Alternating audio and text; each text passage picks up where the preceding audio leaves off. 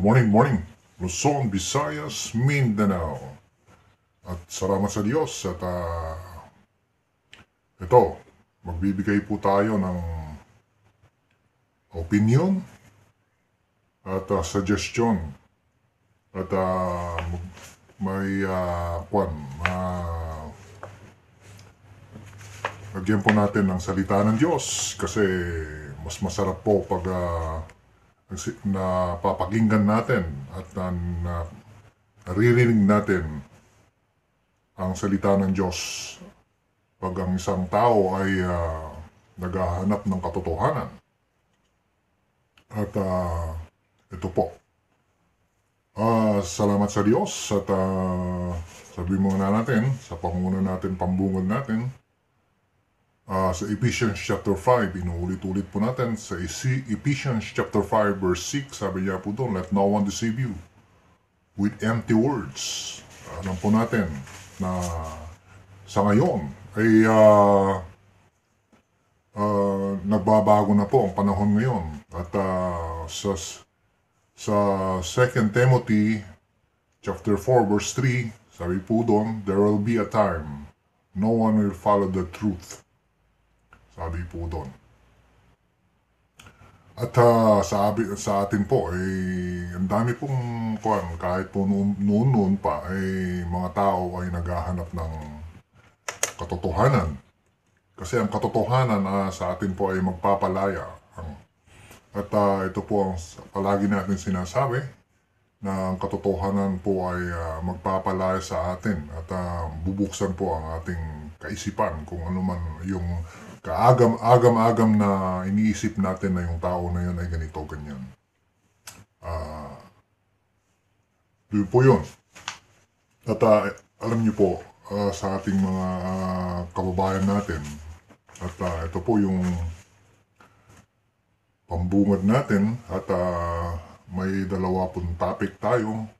Sabihin na lang natin, paghaluhaluhin natin at yung nakikita natin at naririnig natin, napapanood natin sa social media, sa news, mga dambuhalang mga news agency, ito po yung nakikita natin, napapanood natin. At yung tungkol po kay sa kapatid niya, si Senator Amy Marcos.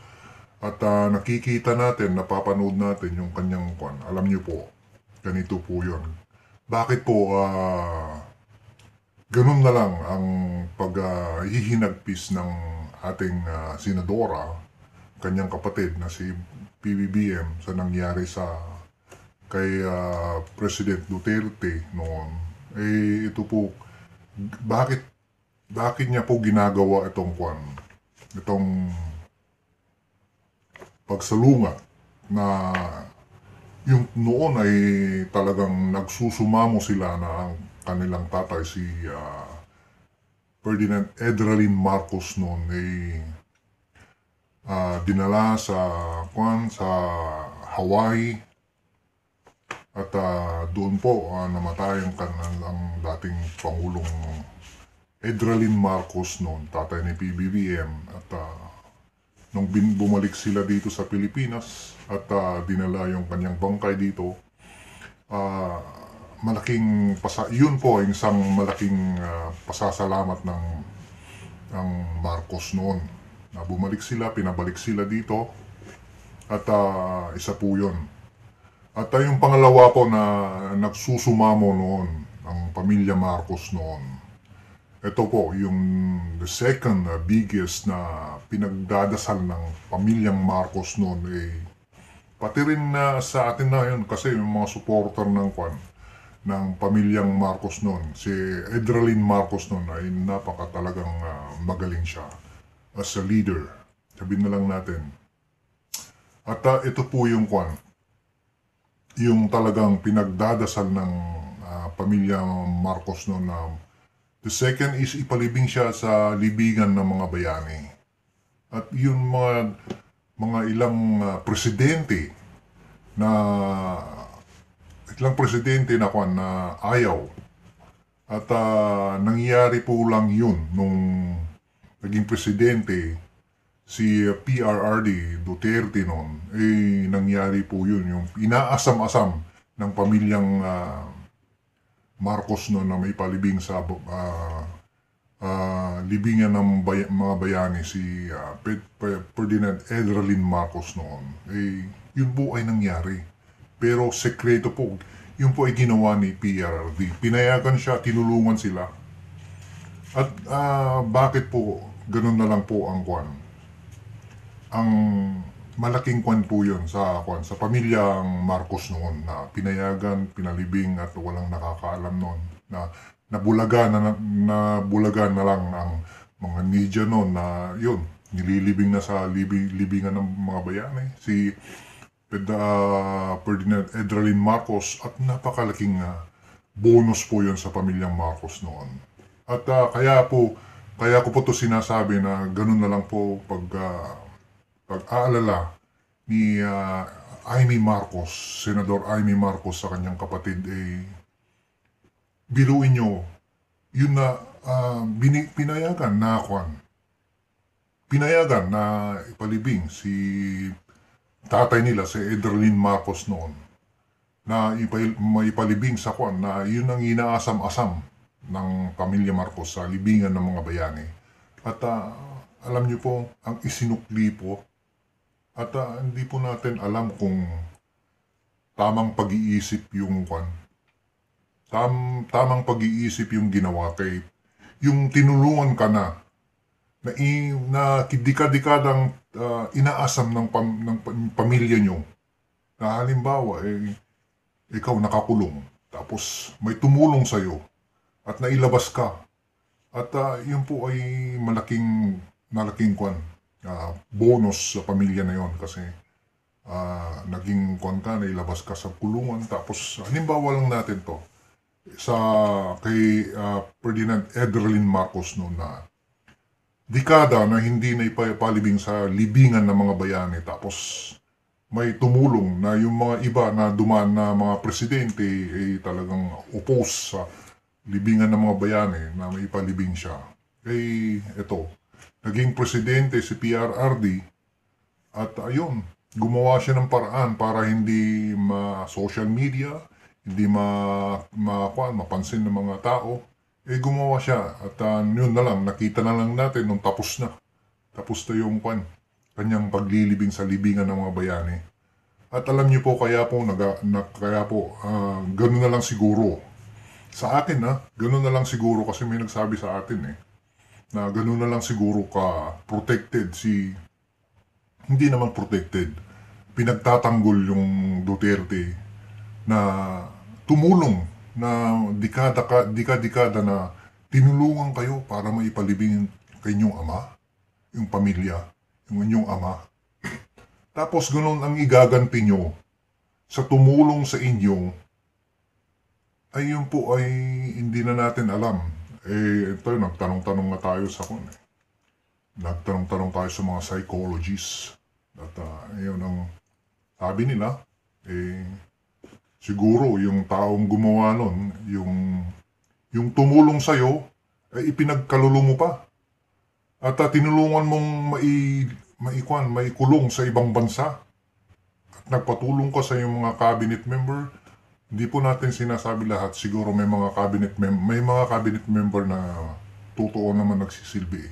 Pero sabi nga nila hindi wala na sa pag-iisip na tinulungan ka noon, na inaasam-asam lang yung pamilya.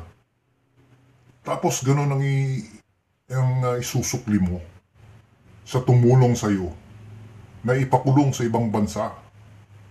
Anong pag-iisip po yun? Nagtanong nga tayo sa mga psychologists Parang tama yun o hindi Sabi nila alam niyo po yung mga nangyayari. Alam niyo sir, yung mga nangyayari ngayon. Wala po. Parang parang wala na sa sarili, wala na sa sa direction. Wala na sa direction yung Puro na lang inaatupag yung pansarili na lang, na kung saan siya masaya. Yun na lang ang ginagawa para wala ng direksyon yung patutunguhan ata ng ating bansa.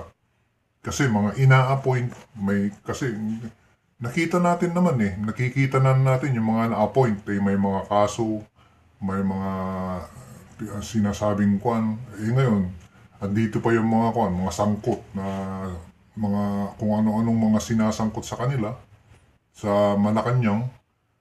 Ito po yung ito nagtatanong-tanong tayo sa sa mga tao at sa mga psychologists sabi nila, mukhang wala na sa direksyon. Mukhang wala na sa direksyon kasi tao ang Tao, makikita mo sa tao at nagsasabi na yung plano, yung salita ay iba sa gawa. May iba nga dyan may nakita natin, napanood natin na social media, sabi niya, ito ba yung sinasabi niyong free sa mga hospital? Mga public hospital. Ayun, nakikita nyo, itong anak ko bangkay na. Ito ba yung sinasabi nyo na free lahat sa public hospital? Nakita natin yun. At ito po yung kasi iba po yung sa atin po, iba po yung salita at iba yung gawa. Ganun po yun. At ibalik po natin kay Amy Marcos noon. Kaya ganun na lang siya katindi magsabi ng totoo sa kanyang pamilya kasi yung inaasam-asam nilang paglilibing sa kanilang ama at pagkalaunan yun ang ipapalit mo na gagawa ka ng hindi karapat-dapat at wala sa tono, wala sa batas at hindi sinusunod sa batas. Sabi nga nila sa mga expert na mga abogado, expert na retired Supreme Court na hindi nasunod yung proseso. At yun po. At nagtanong-tanong tayo, yung gumawa na yun, yung gumawa noon at nagplano noon ay parang wala na sa direksyon, parang hindi siya